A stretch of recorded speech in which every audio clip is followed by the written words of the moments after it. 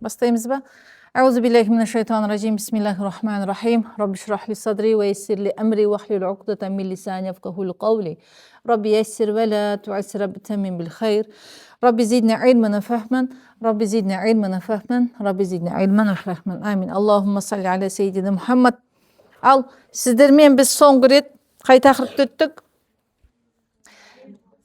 Әйел болу дедік, яғни салиха әйел тақырыбына кіріп, жалпы әйел болу туралы айтқан болатынбыз. Сол жерде біз сіздерге бір хадис айтып өткен болатынбыз, я? Пайғамбарымыз саллаллаху алейхи уассалам салиха әйелді сондай қатты мақтаған кезде, салиха әйелдің сондай бір мына өмірдің ең керемет нығметі екендігін айтып жатқан кезде, ер азаматтар не қылды? Оны қалай таңдаймыз? Салиха әйел деген қандай болады? Деп қызыға бастады. Со салиха әйелге қол жеткізейікші деп. Сонда оны қалай танимыз салиха әйелді деген кезде, Пайғамбарымыз саллаллаху алейхи уассалам ол салиха әйелдің белгілерін былай деп келтірді. Жүзіне қарағанда қуаныш сыйлайтын, бұйырғаныңда итағат қылатын, сен үйіңнен ұзаққа кеткен кезіңде аманатыңа иелік қылатын деп айтты. Бір хадистерде мына бір сөйлемді қосып айтқан болатын. Сен оның атымен ант еткенде антың орындалады деп тұрып айтқан екен. Яғни сондай қасиеттілігі әйелдің ерекшеліктерін айтып тұр екен. Бүгін осы салиха әйел дегеннің мағынасын өткен сабақта айттық. Бүгін осы хадисті енді кеңінен кең ауқымды ашықтай бастайық дедік. Бірінші сөйлемінде не деді? Бірінші белгісі жүзіне қарағанда қуаныш сыйлайтын әйел деп тұр. Жалпы кімнің жүзіне қарағанда қуанасыз? Жүзінде нұры бар адам. Нұрды біреу көреді, біреу көрмейді, жақсы, нұры бар адам. Тағы да кімге қарағанда қуанасыз? Әйел болсын, еркек болсын, кімге қарағанда қуанасыз? Қандай адам? Анаңа, жақсы көретін адамға, күліп жүретін адамға, машалла. Яғни, ер азамат ретінде ойланып көріңізші. Кімге қарағанда олар риза болып қалады? Әдемілікке. Яғни, жалпы осы жерде екі нәрсе қарастырайын деп тұрмыз. Сыртқы сұлулық. Жалпы сұлу болған әйелге, адамға қарағанда адамда бір қуаныш сезімі болады. Ер азаматтарда әсіресе. Әрдайым айтып жүрмін ғой сабақтарда, біз әйелдеріне екі құлақпен жақсы көреміз. Осыны қанағаттандырса болды, біз ризамыз. Жылы сөзін айтып, мақтап, вниманиясын бөліп тұрса болды ауызша. Ал ер азаматтар мына аумақ дедік, көз, мұрын, ауыз дедік. Яғни олар көзбен көру арқылы рахаттанады. Яғни сұлу бір әйелге қараған кезде рахат алады.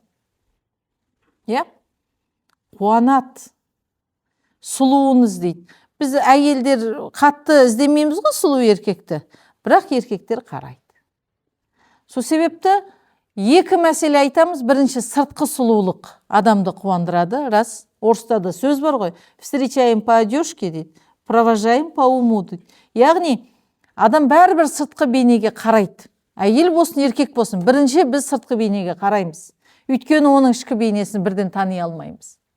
Екінші мәселе, бірінші мәселе сыртқы көрініс, екінші мәселе ішкі көрініс, ішкі жағдай, рухани әлем туралы айтамыз. Сыртқы көріністің өзін екі бөліп қарастырамыз. Біріншісі, бағанағыдай, әйел кісінің тікелей мағынада түсінуіміз керек болған нәрсе, әйел кісінің күтімі. Бояну деп тұрған жоқпын. Күтім. Орыстардан тағы бір мысал берейін. Қоймай қойды деймін орыстарды. Не бывает некрасивых женщин дейді, а бывает неухоженных дейді. Яғни, сұлу емес әйел болмайды, өзіне қарамайтын әйел болады дейді. Сол себепті жалпы әйел ретінде енді біздің табиғатымызға да сол сай. Бетіп сыланып, боянып, айнаның алдында сағаттап отыру біздің табиғатымызға сай нәрсе. Орамал тартқан екем деп, бітті тақуа болған екем деп, еш айнаға қарамай қоюға, шашты тарамай қоюға, жүзге әсемдік сыйламай қоюға болмайды екен. Бұл деген сөз бірақ бояну, сылану, ерінді ісіру, қасты, кірпігі жалғау деген сөз емес. Ойлап қалмаңыздар. Бұл мәселе туралы да айта салайын, я. Пайғамбарымыз саллаллаху алейхи уассалам бояну туралы ауыр хадистер айтқан.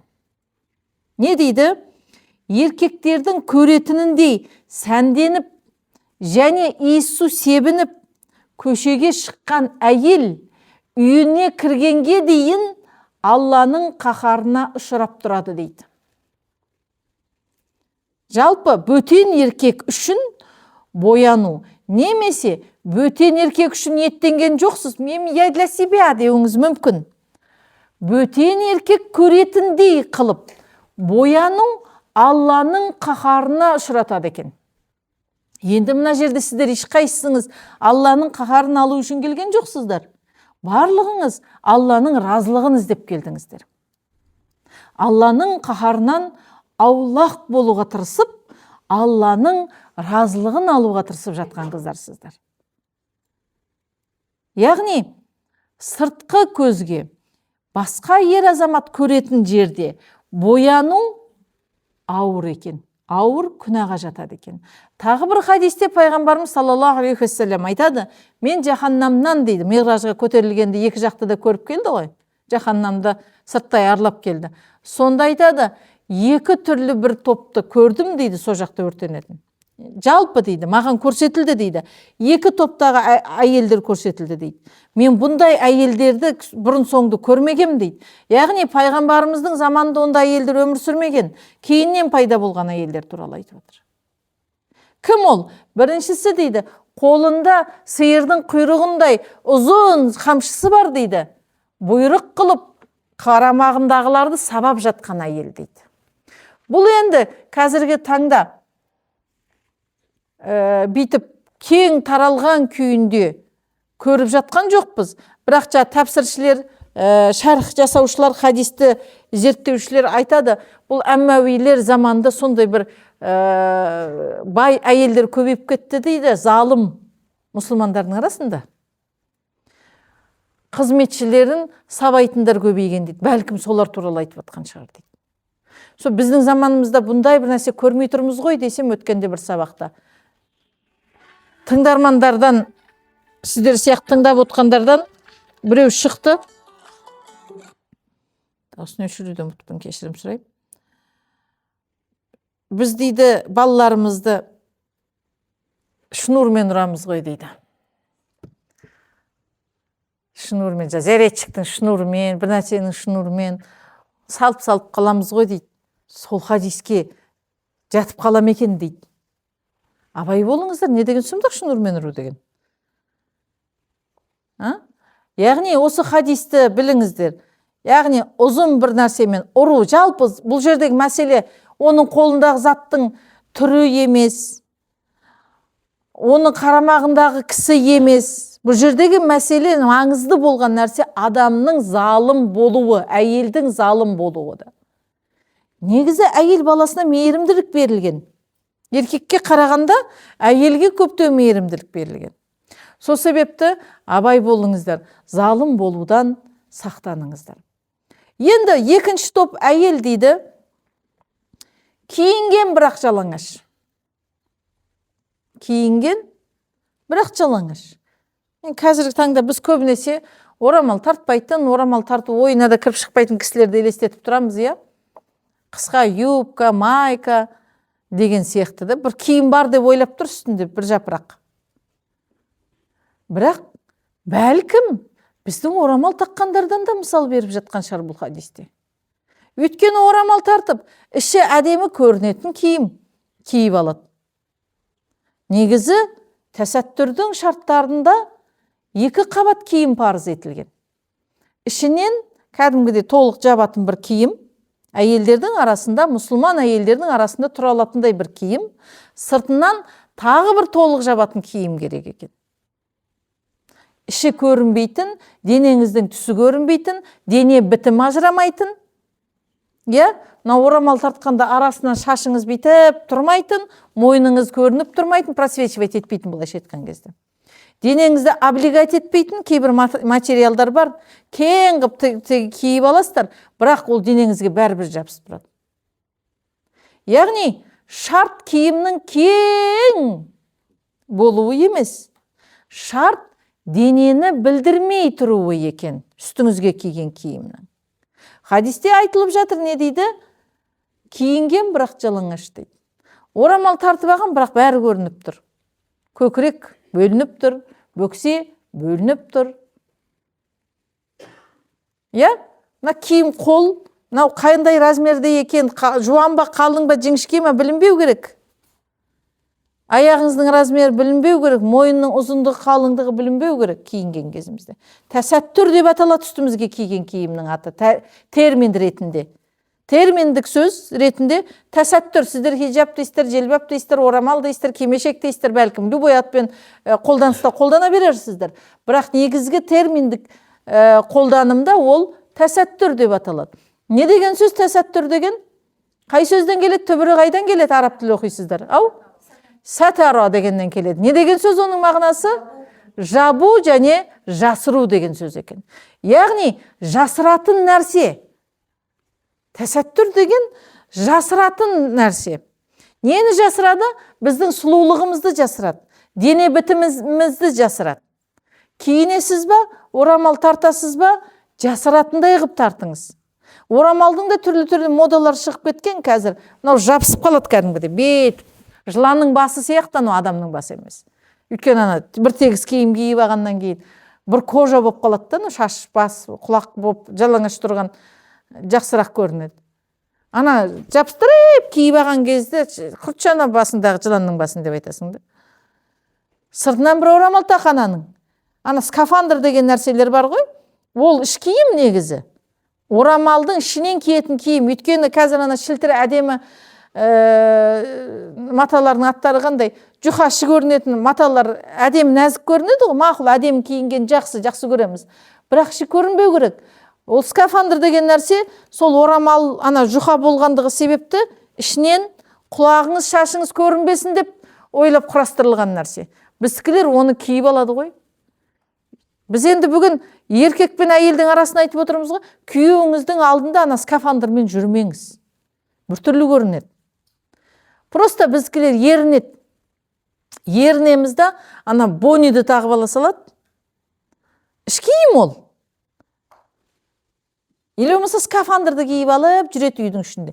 Жаман көрінеді, қыздар. Киесіз бе сыртқа киетінде орамалды дұрыстап тағып алыңыз күйеуіңіздің алдында. Скафандрды бүйтіп жабыстырып киіп алыңыз, жаман көрінеді. Еркегіңіз амал жоқ, сіз ренжіп қалмасын деп үндемейтін шығар. Сәл сөзге өкпелеп қаламыз ғой өйткені біз. Үндемейді ол, бірақ оның көзінің мазасын аласыз ана скафандрмен. Бонимен бүйтіп байлап алып, шабандоздар құсап тұрмаңыз, тез орамалыңыз тартып алыңыз. Көкпаршылар құсап. Ол ішінен ана орамалды ұстап тұру үшін арналған нәрсе, ол сыртынан киетін нәрсе емес. Кейбіреулердің үйіне барғанда баяғыда көретін біз енді жаңа бониді тартып алғанда орамалға. Біртүрлі көрінеді аның. Еще құлағын шығарып қояды ғой бүйтіп та. Енді жалпы сырттағы бөтен еркектің алдындағы киімдер туралы айтылып жатыр да бұл хадисте. Не дейді? Киініп алған жалаңаштар, екінші топ әйелдерді айтып жатырмыз ғой. Бірінші топ туралы айттық, екінші киінген бірақ жалаңаш. Еркектерді өзіне құштар еткен, бөтен еркектерді, күйеуін емес. Бөтен еркектерді өзіне құштар еткен, көрген кезде еркектің сілекейі ағып, тағы басқа жердің сілекейі ағып кететіндей кербездене жүрген. Яғни енді біз қазақша осылай аударып отырмыз, бірақ бөксесін лақтырып, майысып, яғни мың бұралып, көшеде жүруге болмайды. Көшеде тіптіке барасыз, тіптіке кетесіз. Үйіңізде мың бұралсаңызшы. Үйіңізде керек адамның алдында мың бұралыңыз. Бір апам айтады, елулерге кеп қалған ғой, әлде со күйеуінің несін разылығын алу үшін әрекет қылып жүр. Аяқ ауырады. Тізесі дұрыстап бүгілмей қалған, 50-ге келген. Ақсаңдап жүрем дейді. Күйеуім алдына келген кезде білдірмей кетем дейді да бейт. Байқатпаймын дейді ана аяғымның ауыратын. Солай болу керек. Күйеуіңіздің алдында әдемі жүріңіз. кербездене жүрген басы Хорасан түйелерінің өргешіндей әйелдер дейді. Яғни пайғамбарымыз жаңа айтып отыр ғой, екі түрлі әйелдер мен мына заманда көрмегем дейді. Баяғы замандарда енді ұзын киген ғой, айналып келгенде барлығы. Ол араб елдері болсын, түркі халықтары болсын, Европа болсын, Индия болсын, қай мемлекетті алсаңыз да қазіргі жалаңаштанғандай жалаңаштанбаған мұсылман еместердің өздері. Қазіргі жалаңаштанғандай бұттары сыйдиып, тұрсүй киіп аған ғой, шорты киіп жүрім деп ойлайды да. Баяғылардың тұрсүйлері шалбар болған ғой, біздікілердің қазір. Тұрсүйлер вообще сызық болып кетті ғой. Барған сайын азайып бара жатыр әйтеуір. Пайғамбарымыздың біздің заманда көрмедім деп тұрған бәлкім сол шығар. Енді өйткені тізеден жоғары ашылып-шашылып киінбеген баяғы әйелдер. Енді Африка ғана шығар. Мен ондай әйелдерді көрмегем дейді. Сонда бір екі әйел топ көрсетілді маған дейді. Ол екіншісі жаңағындай киінген жалаңаштар, кербезденіп жүріп, еркектің құштарлығын арттыратын әйелдер. Өзіне қарай құштар ететін және бастары түйенің өргешін дейді айтылады. Яғни пайғамбарымыз заманында ондай болмаған дейді. Қазіргі таңда орамалды әдемі тарту үшін мына арттағы шашты үлкейтеді бүйтіп. Сөйтеді, ол екі бас болады. Түйенің екі өргеші болады, былайша айтқанда. Мына орамал қараңыздар, айнаның алдына тұрып, тіке қылу үшін әлек боламыз. Бірақ нені күшті лайфхак, бірақ дұрыс емес, күнә болған лайфхактан айтып жатырмын ғой, байқамай.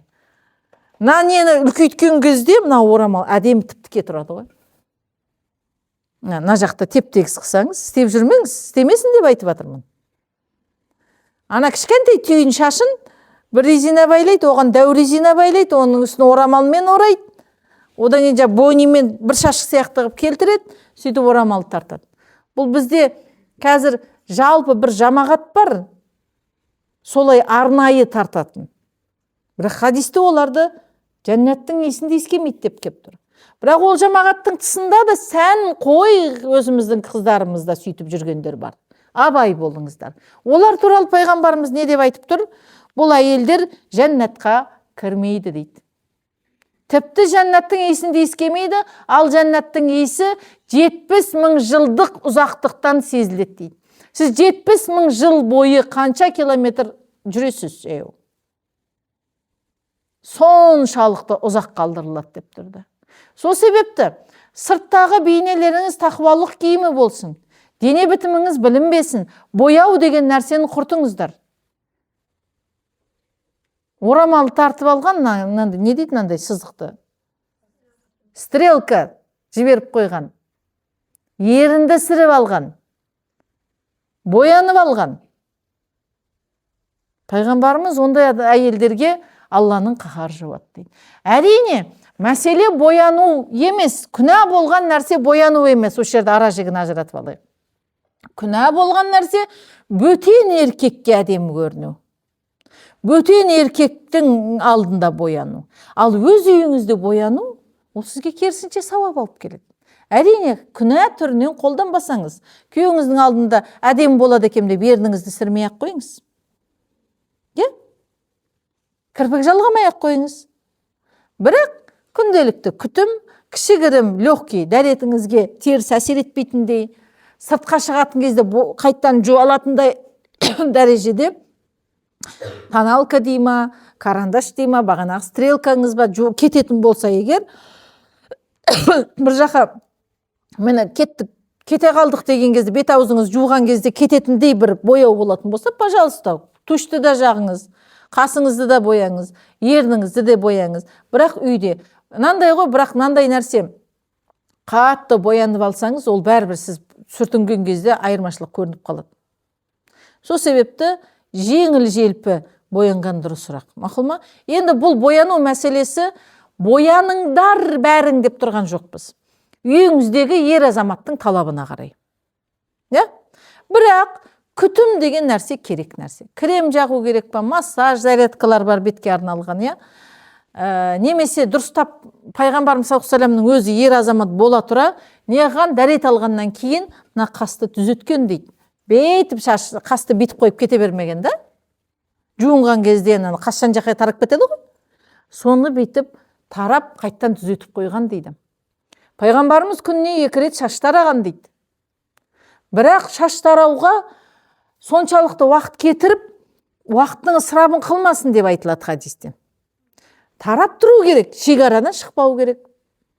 Шашына май жаққан, сақалына май жаққан. Бетіне де мысалы май жақтырып отқан. Бірақ шеттен шықпау керек, өйткені шеттен шыққан кісілерді көріп отқан, мына кісіге не болған деп мысалы, беті жылтырап кеткен ғой шли май жағып. Шекарадан шықпасын деп кейбір сахабаларды ескерткен екен. Сол себепті жалпы үйдегі мұсылман әйел өзін орамал тартқан екен деп тастап қоймау керек. Мақұл ма? Шаштарыңызды тарап, жүздеріңізге кремдеріңізді жағып, тез отырып қалмайтындай массаждарын жасап, күтінген жақсы нәрсе. Қалай болса солай, күйеуіңіз келген кезде шашыңыз жан жаққа кетіп қалған, бетіп тұрсаңыз, тізе шығып кеткен киім кию жақсы емес. Үйге дұрыстау бір киім, мысалға ер азаматтар көбінесе жұмыста болады ғой, көпшілігі. Өзінің қайтатын уақыты белгілі болды. Кейбіреулер бар, қашан келетін белгісіз. Любой уақытта келе салатындар. Бірақ көбісі 9-дан 6-ға дейін жұмыста болады. Үйге келем дегенше 7 болады. 7-ге дейін үйде отырған кезіңізде мақұл, үйге жұмыс істеуге ыңғайлы киім киерсіз. Жолдасым кеп қалады-ау деймін деп 1 сағат бұрын ба, жарты сағат бұрын ба киіміңізді тәуірлеу бір киімге ауыстырып, таза болып, май сасымай отырған дұрысырақ екен.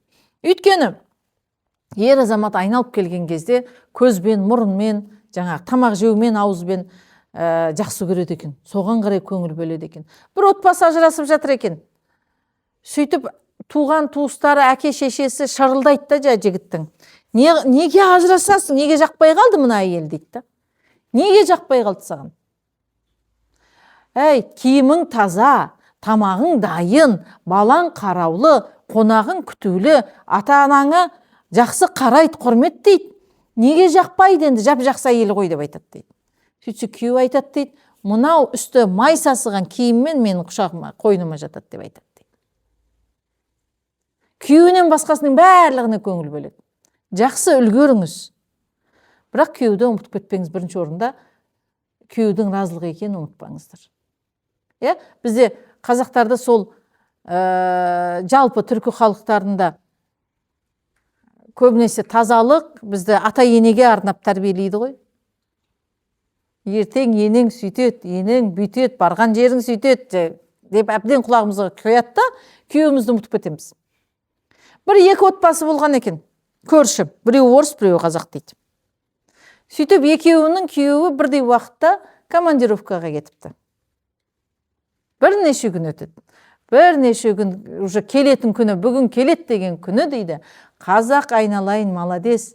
Үйінің бәрін генеральный уборка жасайды. Есік алдының бәрін сыпырып шыққан. Қораға дейін тазалап тастаған. Тамақтың түр-түрін пісіріп жатыр. Мияқта ет асылып жатыр, бауырсақ қуырып жатыр. Салатын пісіріп жатыр. Барлығын жасап, тап-таза жүгіріп жүр. Крем дегенше тазалаймыз ғой шіркін. Кірет қазір деп, ой, анан сүрте самап, нан ала самаппын деп. Қанымызға сіңіп қалған ғой біздің. Әрең бүйтіп тоқта дейміз да. Орыстың әйелі жүр дейді. Ұйқысын қандырды дейді, асықпай. Сөйтті де 4 сағат жаңағы баняға шомылып келді дейді. 4 сағат салонда отырып келді дейді, қол аяқтарын әдемілетіп, бет аузын. Үйге келіп 4 сағат тағы да киім таңдады дейді. Сөйтіп екеуінің күйеуі келді дейді. Орыстың күйеуі келді дейді. Шаршап келді ол. Жолдан келді. Ол қарында ашып келді, басқаша да аш келді. Әйеліне де аш келді ол. Сағынып қалған. Келіп алып, әйелі алдынан иіссуын себінген есіктің алдында күтіп тұр дейді, бүйтіп майысып. Әйеліне қарап, одан бетер мына жағынан аппетит ашылып кеткен. Бірақ қарны аш. Үйге кіріп тамақ бере ма десе, үй шашылып жатыр, мынаның тамағы точно дайын емес деп ойлады дейді. Бұны тамақ істеген күтетін болса, басқа нәрсеге шығып, кеттік кафеге барып тамақ жеп келейік деп айтты. Қазақтың әйелі орамалын түзетіп үлгермеген ғой шіркін, құлақ орамал майысып кеткен, сол киіммен пол жуған, сол киіммен ет асқан, сол киіммен бауырсақ қуырған жүрді дейді да, сөйтіп алып күйеуі келіп қалғанда деп күтіп алды да қисық. Сөйтсе күйеуі ана айналаға қарағанда жоқ дейді. Анау темен болып алдынан шыққан күтімсіз әйелі көзіне көрінді дейді. Үстіне түкіргеннен басқа жер қалмапты ғой деп айтты дейді. Яғни қарап отырсақ, мен сіздерге орыстың әйелі құсап, жан-жағың бәрін шашып тастап күтіп отыр демеймін, бірақ қазақтың әйелі құсап та өзіңе еш қарама, тек қана жан-жағыңды қара деп айтпаймын. Екеуінің ортасын ұстана білу керек. Белгілі бір уақыт, соңғы бір жарты сағат хотя бы жетеді ғой, 4 сағат болмаса да. Соңғы бір жарты сағат, мақұл 1 сағат, бір шайынып алып, киім ауыстырып, шашыңызды таранып, аккуратно алдынан иіс суыңызды себініп шығуға уақыт қалдыру керек әйел кісі. Тамағыңызды үлгересіз, барлығына үлгеруге тырысу керек екен. Өйткені ер адам бәрібір айналып келген кезде көзбен жақсы көреді. Ана бір киноларды көресің кейде ше, бір мафия еркектер болады. Ақшасы көп, мафияны.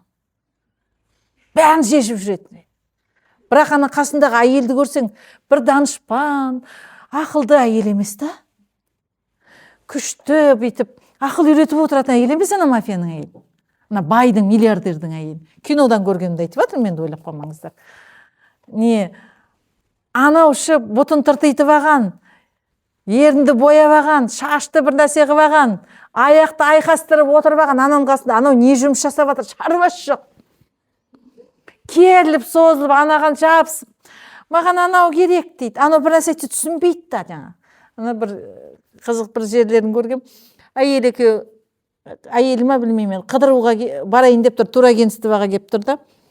Айтады дейді, орыстардың түсіргені ғой. Сөйтіп, биыл қайға барамыз енді қыдыруға дейді да. Ана бай еркек, ақшасы көп. Сөйтсе, ана турагентство айтады, давайте в Италию дейді. Сөйтсе, ана әйелі айтады орысша, не хочу в Италию, там приставучие торки дейді ғой. Тогда Франция, там тоже приставучие турки дейді.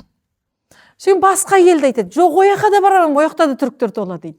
Мыняққа бармаймын, түріктер тола дейді. Бір елді айтады, ошақ дейді.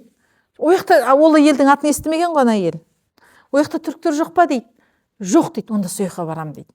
Сен күйеуі айтады, сен бара тұр дейді. Мен қазір оформление жасайын, сен күте тұр аяқта дейді. Шығып кеткеннен ана турагентствоға айтады дейді. Давай в Анталию дейді ғой. Сөйтсе жылда Анталияға апарады екен ана елін. Өз ойлап, енді тупой әйел ғой былайша айтқан кезде, данышпан емес. Білмейді, Италия мен Францияны Турцияны ажырата алмайды. Ана еркек оның ақылды болғаны керек болып тұрған жоқ. Просто сәнденіп жүргені ғана керек болып тұр. Енді әрине біз мұсылмандарға шлей ол дәреже керек емес. Мынадан да кішкене керек, данышпандықтан біраз керек. Яғни, данышпан боламын, ақылды боламын, салиха боламын деп жүрген кезде әсемдіктен ұзақ болып қалмаңыздар деп тұрмын. Әсемдікке мән беремін деп, неқта тупойдың әңгімесін айтып тұрмаңыздар деймін. Ортаны ұстана білу керек та. Түсінікті ма? Яғни, біз көбінесе тақуалық дейміз да, көшедегі тақуалықты үйге әкелеміз. Көшеде, киіміміз қатты көзге түспейтін киім болсын деп сұр киіну керек, көкшілдеу, жаңағындай көзге түспейтін свет киінеміз дейміз да, соны үйде киіп аламыз ғой шіркін. Жоқ, оны көшеде киіңіз, көз тартпайтын киім. Ал үйде кішкене ашықтау, гүлділеу, қызылдау, жарасымдырақ, кішкене бағанағы облигат ететіндерді вот үйде киіңіздер, көшеде емес. Соның орнын шатастырып алып жатырмыз да, үйде тізе шығып кеткен киім киіп, көшеде тастырып киіп жүрміз. Керісінше, көшеде тізе шыққан киімге қойыңыз. Көшеде кең киіңіз. Бөтен еркек сізге қарағанда ұялып, өзақ мынау намысын қорғаған әйел екен деп, өзақ көзін тартатындай киініңіз. Сіз намысыңызды қорғаған кезде еркектер өзақ түсінеді. Мынау намысты әйел екен деп, намыссыз еркектің өзі сәл болса да аяқ тартады. Ал үйде керісінше, күліп жүріңіз, жайнап жүріңіз, жарқырап жүріңіз, әдемі хош иіс себініп жүріңіз. Енді айтып отырғанымыз, үйде киімдерге де мән беру керек. Бір үйге кірдім, көрші еді, есік тоқылдады, ашып қалды есікті. Ана көйлектің ішінен киетін гамаждар бар ғой, лосинылар. Бұтында сол. Үстінде футболка. Футболка тесік. Ана стиральныйға тесілген ошамас. Лосинидің тізе шығып кеткен. Ана бағандағы шабандоздың киімі құсатып, бониді тартып алғанда бүйтіп. Есікті аша салды. Ыңғайсызданып қалды мына кісінің түріне қарап. Келген есікті қаққан қонаққа есікті солай ашатын болса, мына күйеуінің алдында не келеді екен деп қалдым да. Дұрыстау киініңіздер үйде. Бір келіншек келіп, біз Турцияда едік ол кезде, бала шағамен тұратынбыз. Қазақстаннан қонақ болып бірнеше күнге келген, үйде жатты. Маған не көрсетіңіз, базарды, не қаяқта сататын білесіз қой, маған базарға алып барыңыз деді. Смотри, не аласың, соны айтсай, қай базарға апаратым, соған қарай ойланайын дедім. Кония қаласындамыз ғой. Сөйтсем санады маған. Қайнап кеме анандай алуым керек, қайын сіңіліме бір нәрсе, абысыныма шыр нәрсе, ананың баласына, мынаның баласына, менің балама, анаға, мынаған, өзінен басқасының бәрін санады ғой. Өзің іші десем, жоқ, солар разы болсын. Соңын айттым, бірінші орында өзің аласың деді. Бардым да, іш киім сататын киімге кіргізіп жібердім. Әдем бір ночнушка алды, бір әдем түнде киетін, әдем көйлек алшы. Деп, ана бірінші өзің ал. Аналарға жетпей қалсын. Сен өзің, еще соны, осы әңгімен айттым ғой. Сен өзіңе қара бірінші. Қалғандарына да аларсың, мақұл, алма демеймін. Бірақ сен өзіңді постоянно неге керге қоясың? Сөздің әңгімесін өйткені байқадым сол мінезін. Шынында да дейді, мен күйеуім негізі дейді. Маған ана үстіндегі тесік футболкаларын көргенде айтады, басқа киім таппай қалдың ба деп айтады дейді. Сөйтіп маған ақша береді дейді, бар, базарға барып үстіңе дұрыстау киім ал деп береді дейді. Беріп отыр. Көп еркек бермейді. Наоборот, үйге киетін киім үшін алам десең, шыр-бұж бол, ана баяғын киесіз дейді. Әйтпесе өзі әдем киім кигенде рахаттанады. Бірақ ақша қимайды. Ана выживаниемен киінесің да. Бірақ мына еркек кішкене саналы еркек екен. Басқа елге қарамау үшін өзінің әйелін сәндеп жатыр. Ақша береді маған дейді. Киініп кел дейді. Мен базарға барғанда бала шағама киім алып келем дейді. Өзім тағы киінбеймін дейді. Анан қинап ана неге магазинге кіргізіп жібердім. Сүнген сол күн тағы үйде қондық қой. Ертесі күн азанда настроениесі жақсы шықты.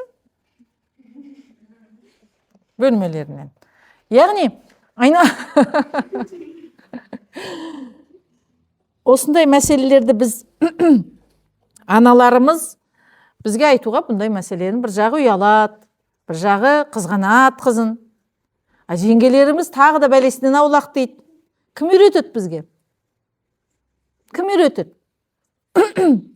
Сол себепті амал жоқ, кішкене ыңғайсыздау тақырыптар болса да айтуыма тура келіп тұр. Өйткені осы мәселенің себебінен қанша отбасылар суып отыр. Өйткені әйел кісілер, мақұл, енді намаз оқымайтындарға ақылымыз өтпейтін шығар, өйткені оны ізденіп тұрған жоқ. Сіздер онсыз да дін ізденіп, Алла разылығы үшін ізденген адамдар болғаннан кейін сіздерге осы нәрселерді айтып қалайын деп тұр. Киініске дұрыстап мән беру керек, бисмилля. Үйде де. Ер адам бәрібір соны мән береді. Бір цветной бір киім алдым мен, цветной болғанда жарқырап тұратын цвет. Бөлмеден киіп шыққаным, балам кішкентай. Ұл. Қыздар, деп бүйтіп анда басқаша қарайды қыздың взгляды. Ұлдың взгляды бөлек. О!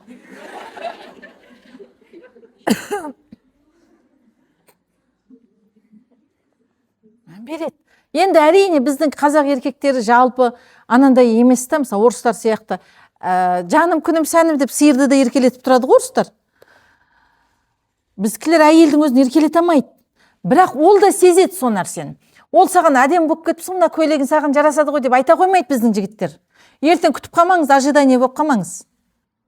Біздің жігіттердің мінезі ондай емес. Олардың тәрбиесі басқа өйткені. Бірақ оған да керек ол әдемілік. Ол бәрібір үндемейді, бірақ бәрін біліп тұр ол. Сигнал кетіп жатыр, ауыздан шықпаса да жақсы сөз, жылы сөз. Ауыздан жылы сөз шыға қоймайды. Әдем болыпсың, жарас қапты, өстіп жүрсейші, бүгін бір жарқырап тұрсың деп айта қоймайды. Бірақ ол соның ләззатын алып тұр сізден. Сізге деген махаббат одан сайын артып тұр. Бірақ қазір мына жақта киінгенде киінетін болсаңыздар, тақуа киімін. Қызығушылығы кетіп қалады. Көшеде елдің бәрі жалаңаш жүр. Телефондашша жалаңаштар жүр. Сол себепті тепе-теңдікті сақтайық. Енді бұл жалпылама киім мәселесі солай айтылғанмен сыртқы көрініс екі жақ қарастырамыз дедім. Екінші жақ ішкі жағдаймен, ішкі көрініспен байланысты. Сыртта көрінеді, бірақ ішкі әлемге байланысты сыртта көрінеді ол. Енді біз ішкі әлем дедік қой. Ішкі әлем ол сіздің мінез құлқыңыз, сіздің рухани тазалығыңыз. Сіз іштей өзіңіз кең пейілсіз, махаббатқа толасыз. Махаббат жетіспей қалған емес. Бізде қазір психологияда бүйтіп айтады, махаббат жетіспей қалған. Яғни, оны қалай түсіндіремізді, оны көп жақсы көрмеген деп түсіндіреді. Шариғат бойынша біреудің оны жақсы көргенін маңызды деп есептемейді. Сенің қаншалықты көп адамды жақсы көресің, сол маңызды. Махаббаттың тола болу елдің барлығын сен жақсы көруден тұрмайды. Негізгі дұрыс нәрсе. Шариғаттың бізге көрсеткен нәрсесі. Өйткені психология бойынша қазіргі Европаның немесе қазіргі адамдардың айтуы бойынша махаббат жетіспей қалған, немесе махаббатты көп көрген мәселесін былай қарастырады. Оны көп жақсы көреді. Мысалға, мен махаббат көп көрген болсам, бәрі мені жақсы көреді. А бұл адамға жақсы әсер етеді деп ойлайды. Егер ол көп болатын болса, ол теріс әсер етеді. Неге? Адам тәкаппар бола бастайды. Ерке бола бастайды. Мақұл, еркелік жарасады. Бірақ шамадан тыс, яғни ерке болғанда да не дейміз? Арбиып кетеді. Құтырып кетеді. Көтере алмайды соншама махаббат. Елдің бәрінің вниманиясын мен кереметпін, мен күшті болғаннан кейін мен бәрі жақсы көреді деп ойлай бастайды. Бұл жақсы емес. Сіз біреуден махаббат күтпеуіңіз керек. Дұрыс нәрсе мынау. Сіз біреуден махаббат күтпейсіз, бірақ елдің бәрін жақсы көресіз. Негізгі дұрыс нәрсе сізді тәрбиелейтін, сізді шыңдайтын нәрсе сіздің көптеу жақсы көруіңіз, сізді көптеу жақсы көру емес. Түсінікті ма? Яғни, ішкі әлем деп жатқанымыз осы. Елдің бәрін жақсы көріңіз. Балаңыз жақсы көріңіз. Күйеуіңізді жақсы көріңіз, осырақ болса да. Бақырауық болса да. Адам жақсы көретін бір жері бар. Ер азамат болғаннан кейін грубый болады, дөрекі болады айналып келген кезде. Майысып қалған еркекті не қыласыз? Отанды қалай қорғайды ол майысып қалған еркек? Еркек болғаннан кейін ол грубый болады. Енді әрине сәл назданып, сізге именно грубый болмау үшін өзіңіздің әрекетіңізді жасайсыз. Именно сізге емес грубость екендігін түсіндіру керек. Бірақ жалпы характерде ол ашуланады, тез ашуланады. Оған керек ол характер. Ер азаматқа ол керек нәрсе. Ол ашуланғаннан кейін елдер қатты сөйлей алмайды. Мына ашуланып қалады, өзімізді сөйтеміз ғой, соның айғайынан қорыққаннан аяқ тартып жүрміз айтса, давно құтырып кетер едік қой. Анам айтатын еді, біз 6 қызбыз, әкеңнің жаңағындай не дейді, қаталдығынан сендерді аман ұстадым дейді ғой. Айтпесе мен жалғыз өзім сендерді таза қылып тәрбиелей алмас едім дейді. Арлы намысты қылып тәрбиелей алмас едім дейді. Шында да ер азаматтың қаталдығы ол отбасыға да керек, отанға да керек. Түсінікті ма? Сол себепті кейбір жағдайларын олардың қабылдау керек, солай жақсы көре білуіміз керек. Үйдегі ата енеңіз, бауырларыңыз мақұл енді. Біз семьяға өтіп кете бергеннен кейін өз бауырларыңызды айтпай өтіп кете берем қайта. Өз бауырларыңызды кемшілігімен қосып жақсы көріңіздер. Намаз оқымайтын шығар, намаз оқымайтындар тіпті жақтырмайтын шығар. Сонда да жақсы көре беріңіз. Алла жалпы адамзатты сүйіп жаратқан. Күнәһар болса да. Еш күнә жасамайтын болса дейді адамдар. Онда оларды жойып тастап басқа күнә жасайтын және тәубе қылатын басқа жаратылыс жаратам дейді. Сол себепті ол күнәһар, өзімізді күнәһармыз. Күнәдан тап-таза пәкпін дей аламыз ба? Өсек айтып тұрғанымызды байқамай да қаламыз ғой. күнә ретінде жеткілікті дейді, біреуді төмен көрудің өзі. Ойбай, мынау семіріп кетті ғой дегеннің өзі күнә ретінде жеткілікті. Күнәһармыз дегенге арақ ішіп, тығылып арақ ішіп жүрміз, зина жасап жүрміз деген мағына емес, бұны ешқайсыңыз істемейсіздер, бұл жақта. Сол күнәнің өзі жеткілікті. Бірақ ол кісілерде мысалы зина жасап жатқан шығар бәлкім, арақ ішіп жатқан шығар бәлкім. Бәрібір айналып келген кезде бір күні бір тәубе ететін шығар. Бір күні тәубе еткені соншалықты сізден тақуа, сізге қарағанда Алланың әулиесі болып кететін шығар. Сол себепті ешкімді төмен көруге біздің құқымыз жоқ екен. Сіз ішкі дүниеңізді тәрбиелеген кезде жүзіңіз нұрланады, жымиясыз. Яғни бағанағы сыртқы бейнемен, сыртқы көрініс пен ішкі көрініс екеуінің ортақтасқан жері жымиып жүру екен. Жүзіне қарағанда қуаныш сыйлайтын кісі тек әдемі кісі емес. Әдемі кісілердің барлығы сұлулық, қуаныш сыйлай бермейді негізі. Жалпы біз оны бірінші неде қарастырдық, күтімсіз қалмаңыздар деу үшін айттық. Әйтпесе, негізгі хадисте айтылған жүзіне қарағанда қуаныш сыйлайтын деген ол жымиып жүретін кісі екен. Ойлаңызшы, сұлу, қасы көзі қиылған, енді мис Мира, шынында да көрсең көзі тоймайтын қыз бетіп отыр. Кісі жақтырмайды. Жүзіне қарасаңыз қуанасыз ба? Сонда да сіз жақтырмайды десе да, қуанып тұрасыз ба? Қуанып тұрмайсыз. Сіздің де настроениеңіз түсіп кетеді. 10 жерден сұлу бол, сенің қабағың түйілген кезде настроениең түсіп кетеді. Үйде бір адам, әсіресе әйелдің қабағы түйілсінші, еркектікіне қатты мән бермейсің ғой. Постоянно қабағы түйіліп жүреді. Әсіресе әйелдің қабағына қар жаусыншы, бүкіл үйдегілердің настроениесі болмай қалады. Қуаныш сыйлап жатыр ма? Сыйлап жатқан жоқ. Яғни, жымиып жүрсеңіз, сіздің настроениеңіз көтеріледі. Кейбір таныстарым бар. Таныс болғанда, қатты таныс емес, бір шаруамен көрісіп тұрамыз. Не алам, бір заттар алам бір кісіге барып постоянно. Сөйтсем айтады, сізді жақсы көрем дейді. Екеуміз атымызды ғана білеміз бір-біріміздің, қатты ақпарат білмейміз де. Сіз постоянно күліп жүресіз дейді. Сізді көрсем настроением көтеріліп кетеді дейді. Яғни, жымиып жүріңіз. Бұрын, енді қазір кішкене үлкен өмірге келген соң арада қабақта түйеміз енді. Ашуланамыз да. Баяқ студент кезде проблема жоқ қой. Балжанның езі, мына жақта постоянно. Бір қатал ұстазымыз бар еді. Көруге қорқатынбыз ол ұстаз. Көзіне көрінбеуге тырысамыз ғой. Сөйтсем, мені көрсе, ыржалаңдайды ана кісі. Бір рет байқадым. Біз ол кісіден қорқамыз ғой, лишний әңгіме. Ол кісінің қасында қисығы өтіп кетсең сөйлейді да. Қисайып өтсең сөйлеп қалады. Бір күні мұғалімдер бөлмесіне барып, тоқылдап, ұстаз, бәленше ұстаз шақырып жібересіз ба десем, бетіме ыржиып қарап тұр да. Мен өзім ана үйді сағынып, бүйтіп жылауға сылтау таппай жүрген кезім ғой. Отыра қалып жылаған соң бүйтіп.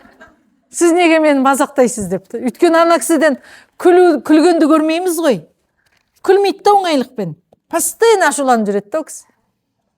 Оңайлықпен күлмейді. Мені көрсе күле береді анау. Мен ойлап жүрмін ғой, бұл мені мазақтап жүр деп ойлап жүрмін. Отыра қалып жылаймын, өзім жылауға сылтау таппай жүргем. Сөйтсем, сіз не ағып жылайсың дейді. Сіз мені мазақтайсыз деймін. Жоқ, мен сені мазақтамаймын дейді. Мен сені көргенде настроением көтеріледі дейді. Сен постоянно күліп жүресің дейді. Яғни, бір күлудің қанша адамға жақсы әсер ететінін көріп тұрсыздар. Күліп жүріңіз. Үлкен қызым нелеу еді, кішкентай кезінен настроениесі мынандай еді оның. Күлдіре алмайсың. Алдында маймыл болып атасың, күлдіре алмайсың. Екінші балам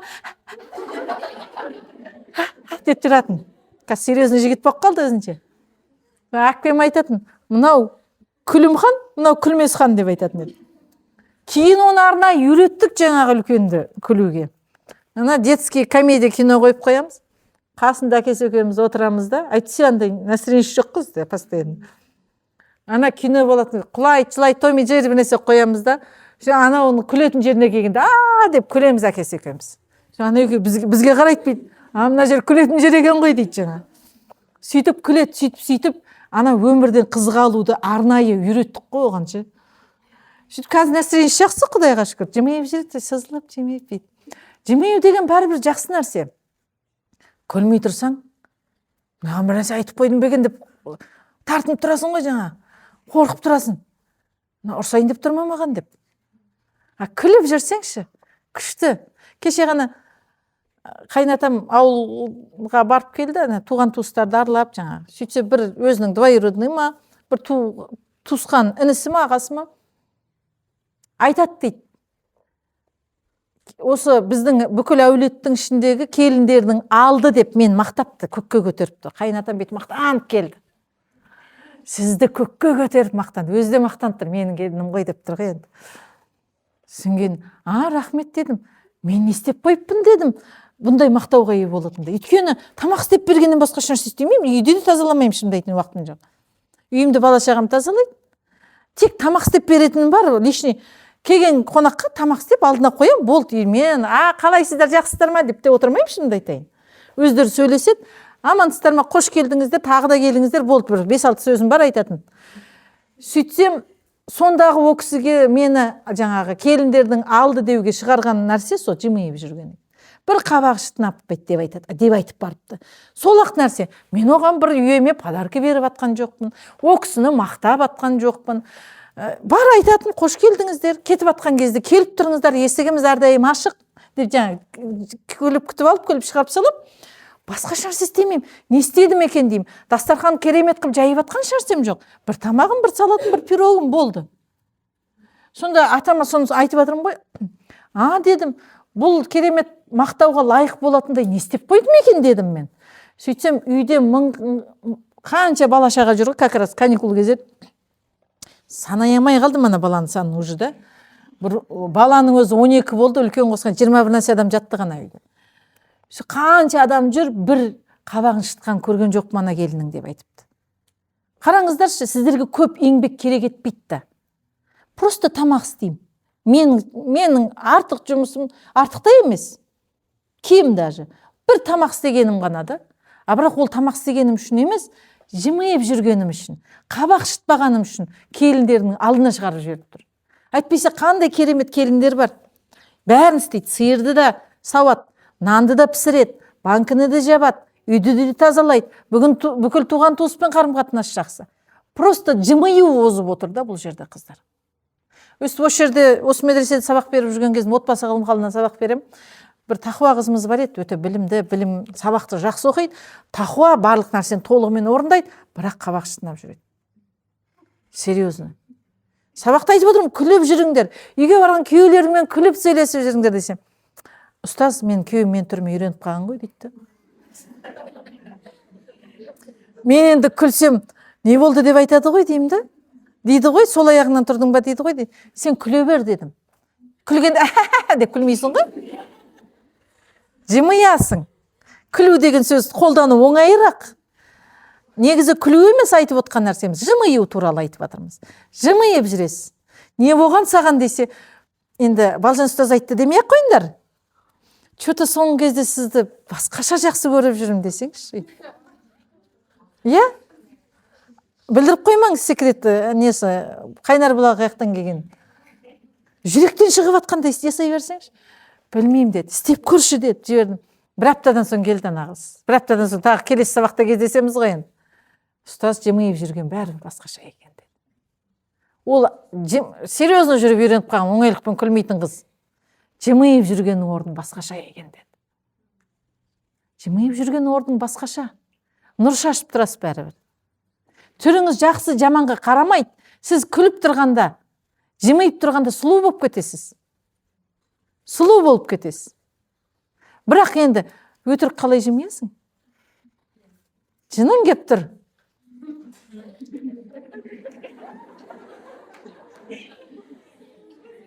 Сол себепті ішкі әлем, сен қашанғы күле бересің дейді ғой біреулерші. Адам білмеймін, жаман нәрсе ойыма түсіп кете береді. Дейді да. Сіз ішкі әлеміңізді айттым ғой, махаббатқа толтырсаңыз, кешірімге толтырыңыз. Елге өкпе, реніш деген нәрсе болмаса, сіз елдің бәрін жақсы көріп тұрсыз. құласа да жыласа жақсы жағынан қарап тұрсыз. Хүснү зан деп айтылады Құран кәрімде. Хужрат сүресі, иә? Хужрат сүресі 12-ші аятта адамдарға жаман ойда болмаңдар, жаман ойдың көбісі күнә дейді. Енді бұл жаман ойдың қарама қарсысы не деп ғалымдар айтқан кезде хүснү зан деп айтады. Яғни суизан аятта айтылған. Оның антонимі хүснү зан. Суизан деген сөз жаман ойлап қалу. Өмір жаман ойлап қаламыз. Сөйткен шығар, сөйтті ғой, бүйтті ғой, жақтырмады ғой. Әйтеуір, әр нәрсенің артынан бір жаман нәрсе ойлап тұрамыз. Сіз соны жақсы нәрсе ойлауға айналдыруыңыз керек. Ақтауға тырысуыңыз керек адамдар. Ол арам оймен істеген болса да оны ақтап шығаруға болады. Өйткені ол білмейді. Оның ішкі әлемі арам. Ол жақсы ойлауды білмейді ғой, қайтсын енді. Қайтсын енді, ол адам сондай ол. Алла оған түсінуді нәсіп етсін деп, тағы да жақсылыққа қарай айналдырып, адамдар туралы жақсы ойлап, жақшыға қарай бұрмалап, оның жаман жерін айтып атса, әлде өзгерер бәлкім деп, жақсыға қарай бұрмалауға тырысып, адамдар жақсы көрсеңіз, мына жүрек махаббатқа тола болса, сізде әрине бәрін жақсы көріп тұрсыз ғой. Жек көріп тұрсаңыз, анауды жақпайды, ананың мына жері мынандай, мынаның мына жері мынандай. Ешкім жақпайды сізге. Ал сіз бәрін жақсы көріп тұрсаңыз, адамның көзіне махаббат тұрып тұрады. Аферист болудың қажеті болмай қалады. Мен кішкене пока жүрек тәрбиелеймін дегенше аферист бола тұрыңыздар. Үйренгенше. Өтірік болса да күле беріңіздер. Соның нәтижесін алған кезде, дәмін сезген кезде жүректі соған үйрене бастайды. Или бұлай тәрбиелейсіз, жүрек тәрбиеленіп жүзіңізге ұрады, немесе жүзді кішкене алдай тұрып, кішкене жүрекке ұра бастайды жайлап. Мысалға, зікір айтқан кезде бәрін жүрекпен айтпайсыз ғой, бірақ бір күні болмаса бір күні жүрекке түседі деп айта бересіз ғой зікірді. Сол сияқты өтірік болса да күле беріңіз, бір күні бір жүрегіңізге түсер иншалла. Яғни мінезіңіз түзу болса, жүзіңіз жылы болса, жүрегіңіз таза болса, үсті басыңыз ұқыпты, жарасымды болса, сізге қараған кезде кез келген кісінің жүзі қуанады екен. Иә? Салиха әйелдің белгісі осы болып тұр. Жүзіне қарағанда қуаныш сыйлайтындай. Негізі екінші тақырып аманатшыл әйелді осы хадис жалғастырып жіберейін деген едім, бірақ уақыт толып қалған екен, иә? Иншалла осы тақырыпты да қорытып алайық. Сұрақтарыңыз болса алайық. Бар ма сұрақтар? Жоқ па? Бәрін күшті түсініп алдық, иә? Амал етеміз ба? Қыздар, үйренгенмен қазірден амал етіңіздер. Қазірден бір-біріңізге осы жерде жымиып жүруді үйреніңіздер. Иә? Ала көзді атудан ұзақ болыңыздар. Оның да орны бар, совсем жоқ қылып жіберге болмайды. Кейбір жерде ала көзді ату керек шығар да. Өзіндік бір орны болады. Дініңіз үшін кейде қабақ шыту керек болады. Бірақ оның тұсында адамдық пенделік нәрселерге қабақ шытудың қажет жоқ. Әрдайым жымиып жүріңіздер. Өйткені жымиюдың өзі бір садақа берудің сауабын алып жүреді екен. Қазір тауып атқан ақшаларыңыз жоқ. Бүйтіп жүріп ағашын садақа таратып жүресіз ғой. Пытыр садақа кетіп жатыр. Фүту кетіп жатыр садақалар. Иншалла садақаны жақсылап таратыңыздар қыздар. Иншалла Раббым жүзімізден күлкіні кетірмесін. Пайғамбарымыз саллаллаху алейхи уассалам туралы айтқанда бәріңіз білесіздер. Хадистерде не дейді? Үстіңгі тістері көрінетіндей күлетін. Яғни, соншалықты жымиды деп өтірік күле салмайды. Иә, тісі көрінетіндей деп айтылып жатыр. Бірақ қарқылдап күлмеген, дауыс шығарып. Иә? Енді пайғамбарымыздың анандайда хадистері бар ғой, не қылып мұңайып отырды деген. Пайғамбарымыз жеке қалған кезде қайғырған. Өйткені ақыретті көп ойлаған. Адамдармен байланысты күліп жүріңіз керек. Ішіңіз қан жұтып атса да, ауырып атсыз келіп жағдайыңыз сұрап тұр, шүкір Аллаға дейіңіз. Бұған да шүкір. Иншалла Алла нәсіп етер, жазылармыз. Я? Мен ауырып атым. Мен аяға емделдім, емделдім деп атырмай. Яғни, үйде ер азаматта мысалға кейде болады, әйел кісілер жылаумен, қайғырумен, бейшара болып көріну арқылы еркекті өзіне байлаймын деп ойлайды. Мысалы әсіресе екінші әйел алу мәселесі, немесе ұрысып қалған кезде ауырып жатырмын деп шаш жан жаққа жалбыраған. Ол бір күн жаны ашиды, бір-ақ күн. Уже екінші күн шаршайды еркек. Әйелдің шашылып жатуынан, әсіресе өзінің шашылып жинақтала алмағаннан еркек тез шаршайды. Біз әйелге босқа айтпайды ғой, әйел 40 жанды деп. Біздің еркек өмір бойы жатып баса да әйел адам оған шыдап бере алады да. Әйел адал өйткені еркекке қараған. Еркек ондайды көтере алмайды ғой ол. Көтере алмайды.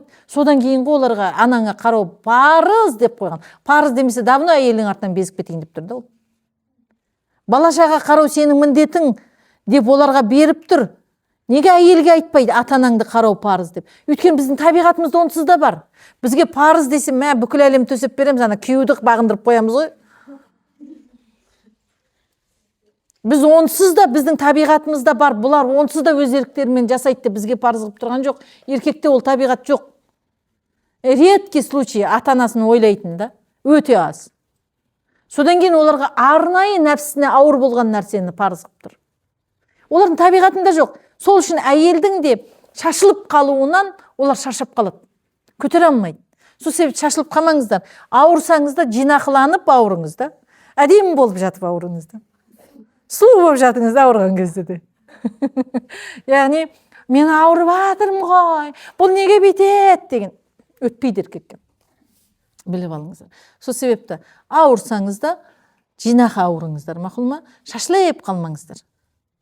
Еркекті мен бейшара болып шашым жан жаққа тарап кетсе, бүйтіп өлермен болып атсам, еркек маған жан ашып менен айырылмай қалады деп ойламаңыз. Шаршап безіп кетеді. Көбінесе өте аз еркек қалатын. Қой деп, қой, мына әйел өзі қиналып тұрса да, әйел аманатын дейтін еркек өте аз. Сол себепті көпшілікке қарай әрекет қыламыз. Жинақы болыңыздар. Қандай жағдай болса да бастарыңызда жинақылық, тазалық, жымиып жүру, ұқыптылық деген нәрсеге қатты мән беріңіздер. Осымен сабағымыз бітті. Ассаламу алейкум ва рахматуллахи ва баракату.